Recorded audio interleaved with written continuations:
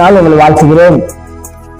இந்த நாள்ல ஒரு வார்த்தை இங்கிலீஷ்ல சரி தமிழ்ல சரி ரொம்ப அழகா இருக்கும். ஒற்றுமை, unity.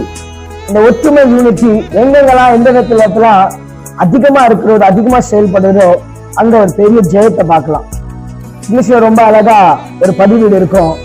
Where there is unity there is always a victory. எங்கெல்லாம் ஒற்றுமை இருக்கிறதோ, எங்கெல்லாம் ஒரு யூனிட்டி இருக்குதோ அங்க ஜெயம் நிச்சயம், அங்க வெற்றி நிச்சயமாய் அங்க பார்க்க முடியும். வசனம் ரொம்ப அழகாய் சங்கீதம் 133 சகோதரர்கள் எங்க ஒருமித்து வாசம் பண்ணுகிறார்களோ அங்க நன்மையும் இன்பமும் ஆசீர்வாதமும் ஜீவன் இருக்குது.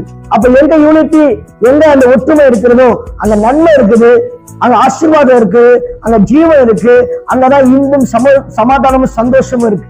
அப்போ இன்றைக்கு குடும்பத்துல ஒற்றுமை வேணும், வேலை செய்யற இடத்துல ஒரு ஒற்றுமை வேணும், ஒரு ஐக்கியம் வேணும், ஃப்ரெண்ட்ஷிப் மத்தியில ஒரு யூனிட்டி இருக்கணும், நல்ல ஒரு அந்நிய ஐக்கியம், ஒரு ஒற்றுமை கலந்த ஒரு யூனிட்டி கலந்த ஒரு விஷயம் இருக்கும் பொழுது எந்த விஷயத்திலும் நம்ம ஒரு ஜெயத்தை எடுக்க முடியும். எப்படிப்பட்ட விஷயத்திலும் வெற்றியை நம்மள சுலபமா நம்மளால எடுக்க முடியும். அதனால எங்கெல்லாம் அந்த பிரிவினை இருக்குது, எங்கெல்லாம் யூனிட்டி இல்லாம ஒற்றுமை இல்லாம இருக்குதோ, இதை கேட்டுக்கொண்டிருக்க அனைவருடைய வாழ்க்கையில ஒற்றுமை இல்லாம இருக்கலாம். உறவு மத்தியில, குடும்பத்து மத்தியில, வேலை ஸ்தலத்துல, வேலை செய்கிற இடத்துல, கல்லூரி காரியங்களில, படிப்பின் பள்ளி காரியங்களில எங்கெல்லாம் ஒற்றுமை இல்லாம யூனிட்டி இல்லாம இருக்குதோ, பல விதமான தருணங்கள் ஆபீஸ் விஷயத்துல எங்கெல்லாம் ஒற்றுமை இல்லாம யூனிட்டி இல்லாம இருக்குதோ இந்த இடத்துல எல்லாம் ஒற்றுமையும் யூனிட்டியா அதிக விதமா செயல்படுங்க.